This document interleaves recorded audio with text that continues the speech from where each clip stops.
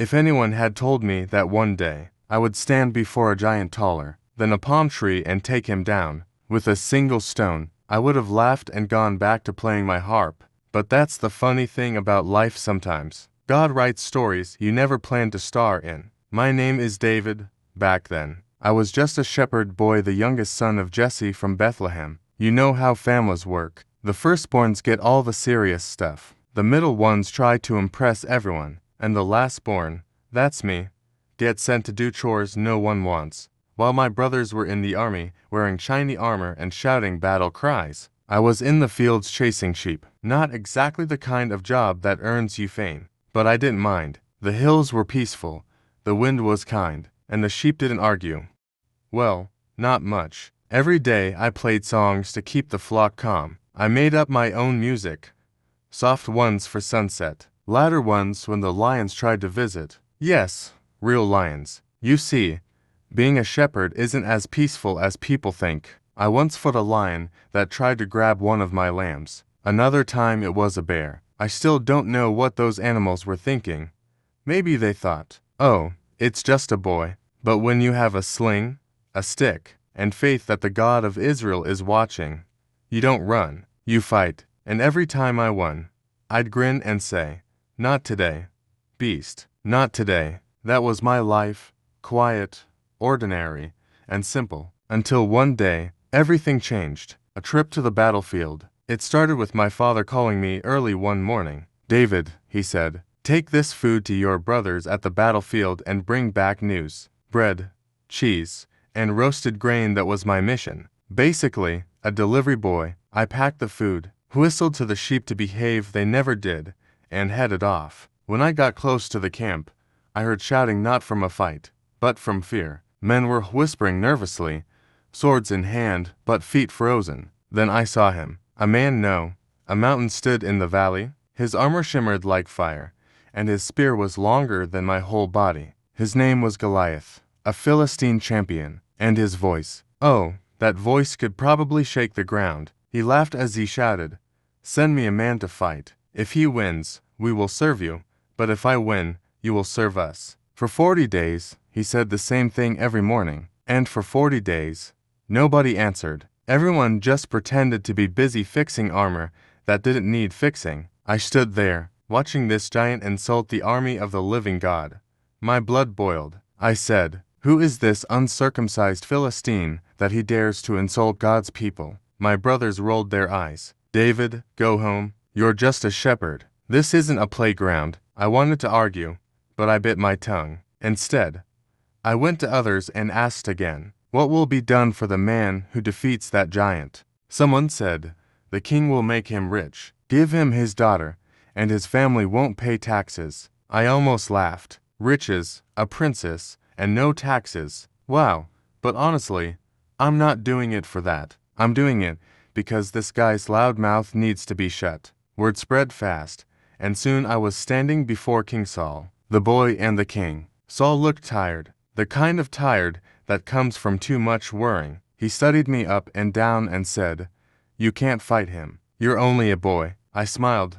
Sir, when I kept my father's sheep, a lion came and took one. I chased it, struck it, and rescued my lamb. When a bear came, I did the same. The Lord who saved me from them will save me from this Philistine. The king blinked. Maybe he thought I was crazy, or maybe he saw something in my eyes. Either way, he said, go, and may the Lord be with you. Then he handed me his armor. Oh, you should have seen me. The helmet slipped over my eyes. The breastplate nearly touched my knees, and I could barely move. I tried walking and almost fell over. I told him, sir, I can't wear this. I haven't tested it. I'll go with what I know. So, I took my sling, picked up 5 smooth stones from the brook, and stepped out. The stones felt light in my hand, but my heart was heavy with faith. Facing the giant, as I walked into the valley, the crowd went silent. Goliath turned, saw me, and laughed so hard I thought he'd fall before I even threw a stone.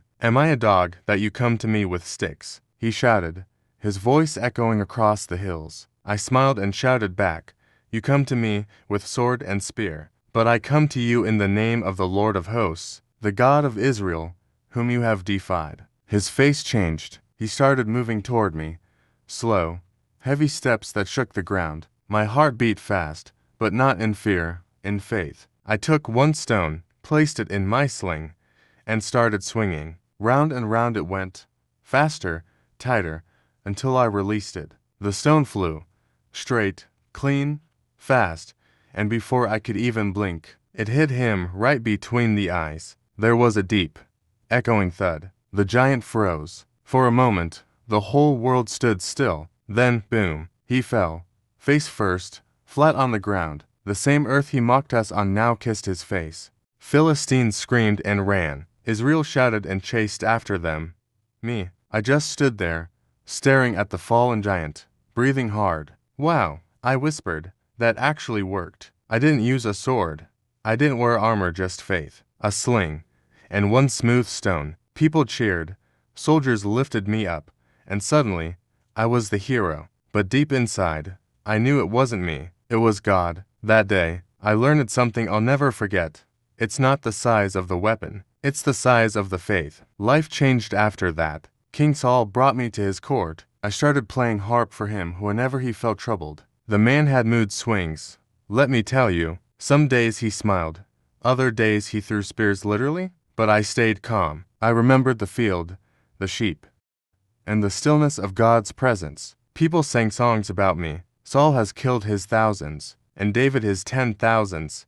I didn't ask for fame, but I understood something then. When God lifts you, even your haters will be forced to notice. Still, I miss the quiet hills. Fame is loud, but the voice of God is gentle. Looking back, I laugh at how small I was, standing before Goliath. Everyone saw a boy, Goliath saw a stick, but God saw a king in training. Sometimes, your biggest battles are not there to destroy you, they're there to introduce you. So, to anyone listening when life throws a Goliath at you, don't panic. Grab your sling, your faith, and face it, because giants only fall when someone dares to stand. Faith isn't about being fearless. It's about standing tall even when you're scared. Courage isn't about strength, it's about trust. And victory, that belongs to God.